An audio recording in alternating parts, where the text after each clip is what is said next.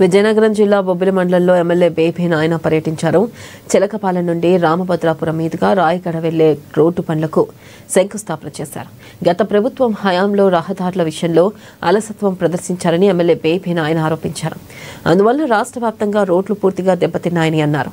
కూటమి ప్రభుత్వం అధికారంలోకి వచ్చిన తర్వాత అత్యవసరమైన చోట తాత్కాలిక మరమ్మతులు చేసి ప్రజలకు ఇబ్బంది కలగకుండా చర్యలు చేపట్టామని తెలిపారు. ప్రత్యేకించి నాకు ఆప్తులు పారాది గ్రామానికి చెందినటువంటి పేకేటి తిరుమతేజ అవనివ్వండి, మల్లపేట గ్రామానికి చెందినటువంటి కర్రి రాకేష్ నేను ఎమ్మెల్యే అవ్వాలని, నేను మంచి స్థానంలో ఉండాలని కోరుకుంటున్నారు. ఈ రోడ్డు మీదే వాళ్ళు ప్రాణాలు కోల్పోవడం జరిగింది.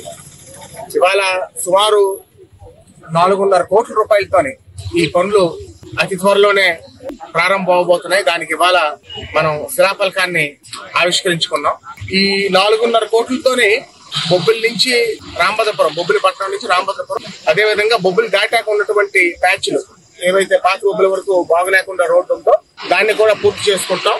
ముఖ్యంగా మా రామభద్రపురం బాడంగి మధ్యని ఒక ప్యాచ్, బాడంగి ఊర్లో ఒక ప్యాచ్, ఉత్తరావెల్లి దగ్గర ఒక ప్యాచ్, ఆ రోడ్ లో బాగా పాడైపోయిన ప్యాచ్ అదొకటి, దాన్ని కూడా ఇందులో పూర్తి చేసుకుంటాం. ఈ 4.5 కోట్లే కాదు, ఈ రోడ్డుకి ప్రభుత్వం దృష్టిలో ఉంది.